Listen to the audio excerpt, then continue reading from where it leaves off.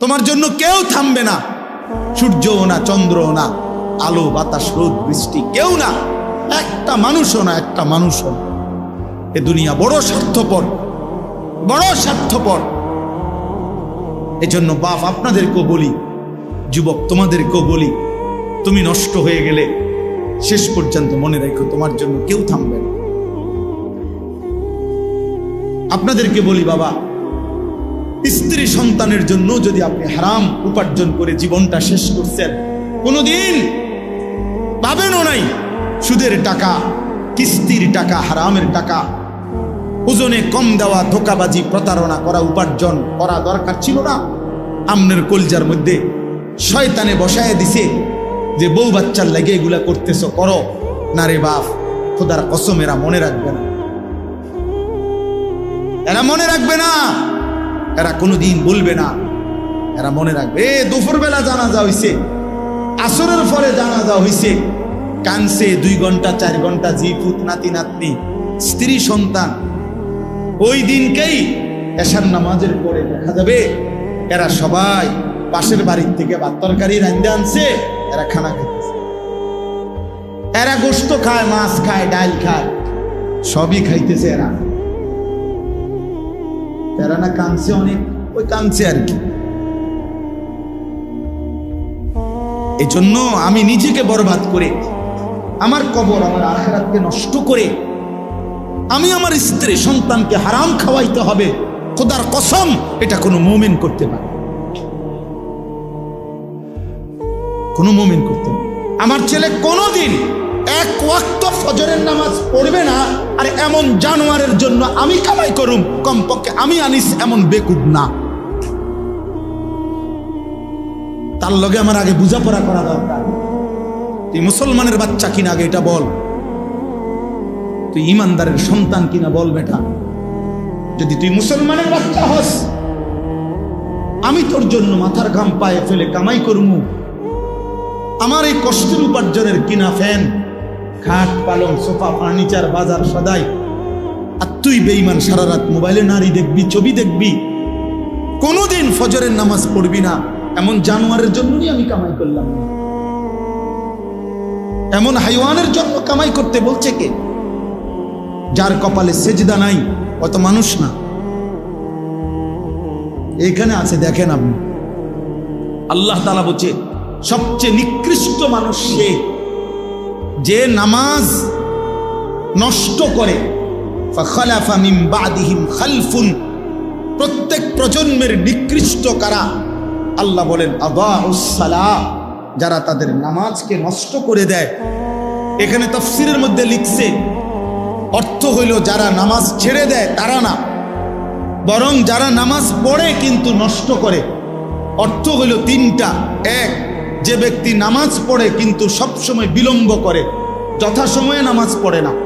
2, যে নামাজ পড়ে কিন্তু নামাজের ফরজ, ওয়াজিব, রুকু, সেজদা, তাসবিহ এগুলো ঠিক মতো আদায় করে না। 3, যে নামাজ পড়ে কিন্তু নিয়মিত জামাত ত্যাগ করে, মানে নামাজের জামাতে পড়ে না। এই ব্যক্তিকে বলা হয়েছে সে নামাজ নষ্ট করে, সে নিকৃষ্ট মানুষ। তাইলে যে নামাজই পড়ে না সে কি? সে কোনো আইটেমের মধ্যেই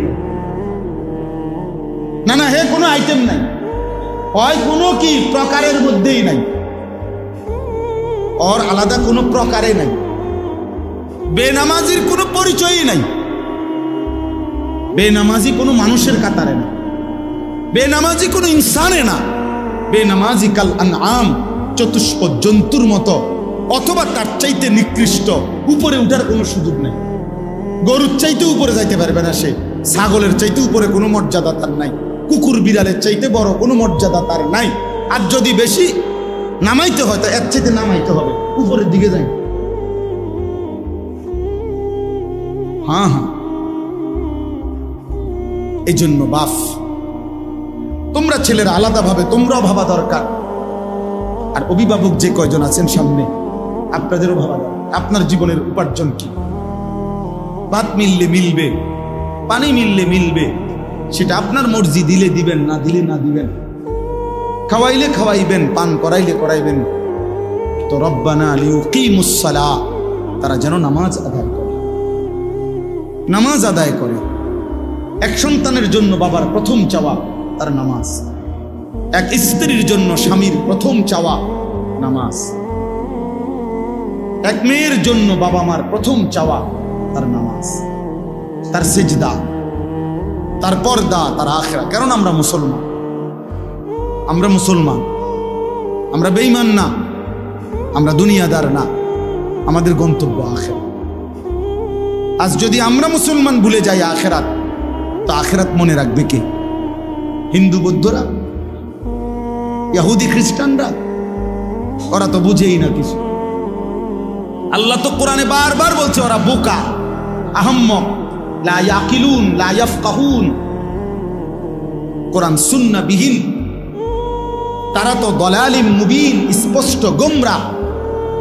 আল্লাহ তাআলা বলছে মুমিন, আমি তোমাকে ঈমান দিলাম, নবী রাসূল দিলাম, আমার আসমানি কিতাব দিলাম, যুগে যুগে বুঝাইবার জন্য উলামা কেরাম দিলাম, তারপরও পথ হারাইলা কেন? এই কয়জন ছেলে পেলে বাবা, তোমরাই বলো ভাই, কিসের অভাবে নামাজের গুরুত্ব বুঝলা না? কি আল্লাহ চেনো নাই, না রসুলের নাম শোনো নাই,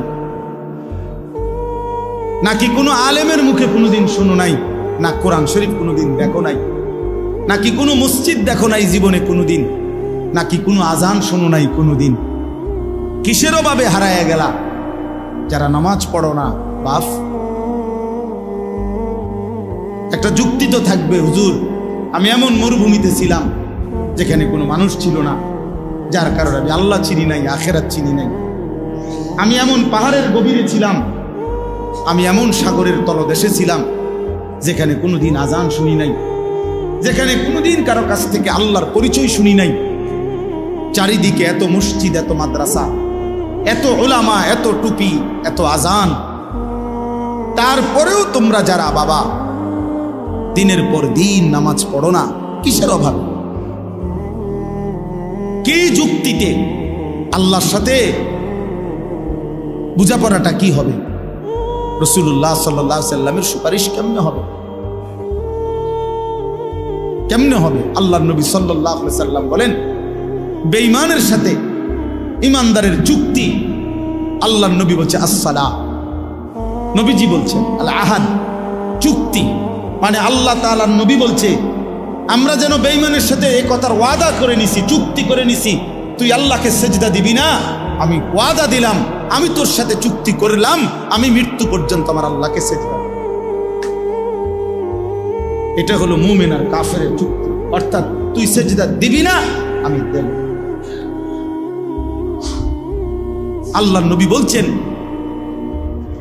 ফারকু বাইনানা ওয়া বাইনাল কুফরি ওয়াশ শিরক, আমাদের ইমানদারের মাঝে আর মুশরিক কাফেরের মাঝে পার্থক্য আসসালাহ, নামাজ।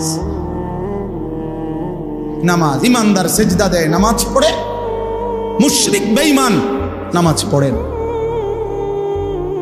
নবীজি সাল্লাল্লাহু আলাইহি সাল্লাম বলছে মান তারাকা সালাতাম মুতাআম্মিদান ফাকাদ কাফারা, যে ইচ্ছে করে নামাজ ছেড়ে দিল সে কুফরি করল। খোদার কসম বাপ, তো রাসূলুল্লাহ সাল্লাল্লাহু আলাইহি সাল্লামের হাদিস। তুমি যদি দুই চার শব্দ পড়ালেখা করে কিছু বুঝো, আমরা তো পড়ালেখা করছি, আমরা বেকুব দেখে নি নামাজ পড়ি, আমরা বোকা দেখে নি হালাল খাইতে চেষ্টা করি। আহম্মক না, পড়ালেখা নাই আমগো, আমার তো সার্টিফিকেট আছে অনেকটি।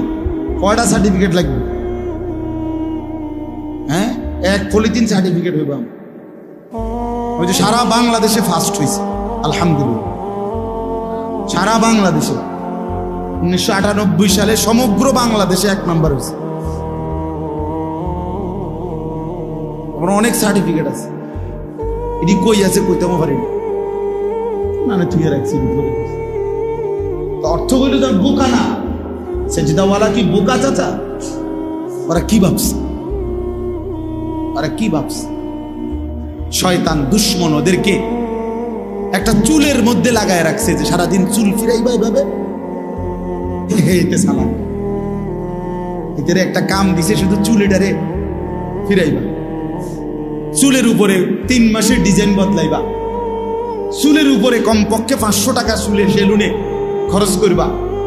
কারণ একেবারে স্পষ্ট কথা মনে রাখবেন, ছেলে বাবা মনে রাখো, চুলের উপরে ব্যস্ত থাকা, চুল নিয়ে, চুলের সৌন্দর্য, চুলের মধ্যে রূপচর্চা, চুল নিয়ে ব্যস্ত থাকা, এটা নারীর স্বভাব। এই জন্য এই পৃথিবীতে নারীর চুলের জন্য হাজারো আইটেমের তেল প্রসাধনী আছে। নারীর সৌন্দর্য তার চুলে, এজন্য নারী তার চুল সুন্দর রাখা, লম্বা করা, চুলের উপরে, সৌন্দর্যের উপরে বহু ফিকির করে। এজন্য যেই সমস্ত ছেলে এই চুল নিয়ে ব্যস্ত, তোর মধ্যে মূলত পৌরুষ নাই, নারীর স্বভাব তোর উপরে গালেব, এই জন্য তোর মধ্যে এই মানসিক। পুরুষ যেটারে বলে ওটা তুই হারায় ফেলছ। যারা তাদের মনের চাহিদার অনুসরণ করে, এই প্রিয় যুবক কিশোর বাবা, বুঝতে শেখো বাপ, নিজের হাতে নিজেরে তুলে নিও না বাবা। এই পৃথিবীতে মানুষের বাচ্চার, গরু ছাগলের বাচ্চা এক না। গরু ছাগলের বাচ্চা এটা নিজের মতো চললে কোনো অসুবিধা হয় না, যার কারণে 2 বাজার পরে গাবি বিক্রি করে দেয়, বাচ্চা এমনি বড় হয়ে যায়। বাছুর অসুবিধা হয় না, কারণ দুধ খানার মাসালা, ঘাস খানার মাসালা, আর তেমন কিছু নাই। কিছু দুধ খাবে আর ঘাস টাস খাবে, দৌড়াদৌড়ি করবে। এই গাভীর বাচ্চার এর দূরে মূল বিষয়। কিন্তু মুসলমানের বাচ্চা, মানুষের বাচ্চা এটা না ভাইয়া। মানুষের বাচ্চার ইমান, ইসলাম, আখলাক, লেনদেন, আদব, আচরণ সব কিছু সুন্দর করা, ওই আলোকে জীবন গড়া, কবর ঠিক রাখা, হাসরের ময়দান আখেরাত ঠিক করা, এটা পুরা একটা জিম্মাদারি। এই জন্য আল্লাহ তাআলা একটা বাচ্চাকে লাওয়ারিশ দেয় নাই। মাথার উপরে তার মা, বাবা, দাদা, দাদি, নানা, নানি, বড় ভাই, বড় বোন, চাচা, মামা, ফুফা, খালু, এত অভিভাবক দিয়ে আল্লাহ তাআলা তার মাথার উপরে রাখছেন যেন সে উত্তম আখলাক নিয়ে জিন্দেগি গঠন করতে পারে। এটা লাওয়ারিশ না, লাওয়ারিশ না। এজন্য প্রিয় ভাই আমার, আল্লাহ বলছে ওয়াত্তাবাউশ শাহওয়াত, যে তার মনের চাহিদার অনুসরণ করে, তার মনে যা চায় তা। কিসের আল্লাহ, কিসের রসুল, কিসের কোরআন, কিসের কিতাব? হুজুর আমি কিচ্ছু মানি না, আমি মুক্ত, আমি স্বাধীন, আমার মনে যা চায় তা। আমি 3 মাস আগে চুল রাখছি এভাবে, এখন রাখছি এভাবে। আমি একবার পরছি সিপা ফ্যান, আবার পরি ডোলা ফ্যান। আমার যা মন চায় তাই। আমি মন চাইলে দাঁড়াইয়া পেশাব করি, মন চাইলে বসে পেশাব করি, মন চাইলে হাঁটতে হাঁটতে পেশাব করি। না রে ভাইয়া, এটা মুসলমানের জিন্দেগি, এটা মানুষের জীবন না, এটা মুমিনের জীবন না বন্ধু। নিজের হাতে যে নিজেকে তুলে নেয় সে শয়তান, সে শয়তান, ইবলিস। এজন্য ইবলিসের অপরাধের নাম কি? আনা আনা আনা আনা শব্দের অর্থ হলো আমি। কোরআন শরীফে আছে আল্লাহ তাআলা জিজ্ঞেস করছে সেজদা দিলি না কেন ইবলিসকে? বলছে আনা খায়রুম মিনহু, আমি তার চেয়ে উত্তম। আল্লাহ বলছে কি বললি? আমার সামনে বললি আমি আল্লাহর সামনে? যা ফখরুজ, বের হ অহংকারী। আজকের থেকে কিয়ামত পর্যন্ত তোর উপরে আল্লাহর লানত। যা। সেই যে তাড়ায় দিল, আর কোনোদিন ফিরতে পারছে? আমি আমার যা মন চায় তা। আপনি কে? হুজুর আপনার সমস্যা কি? আমি তো অনেক সময় বলি, অনেক ছেলেপেলে আছে না এমন, তারা একটু ভালো কথা বললে হ্যাঁ আপনার সমস্যা কি? তারা আরে বেটা বেউকুফ, আমার কি সমস্যা? তোরে না সমস্যা বেটা, আমার সমস্যার জন্য তো আমি বলছি না, তোর সমস্যা। তোর এই নারী ছবি, অশ্লীল দৃশ্য, বেনামাজি জিন্দেগি, ফজরের নামাজ না পড়া এই জীবন তোমারে জাহান্নামের আগুনে ফেলে দিবে। আমি তোমারে মায়া কইরা ধাউ ধাউ আগুন থেকে বাঁচাইতে চাই, এই জন্য ডাকছি। তোমার সমস্যা আমার হবে কেন? সমস্যা তোমার। নবীজি সাল্লাল্লাহু আলাইহি সাল্লামের হাদিসে আছে, নবীজি বলছে আমি চেয়েছি আমার একটা একটা উম্মত কোমরে জড়াইয়া ধরে হলেও জাহান্নামের আগুন থেকে বাঁচাইতে।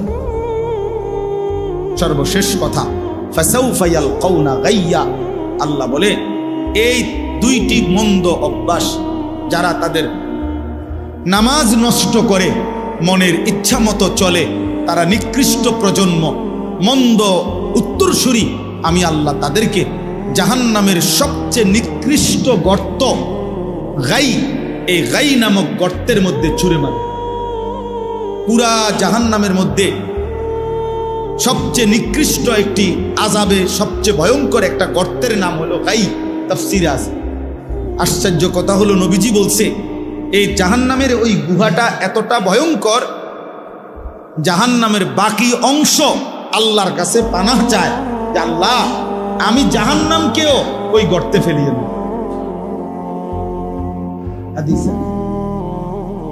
আমি জাহান্নামকেও কি করেন না, ওই গাতার ফেলে।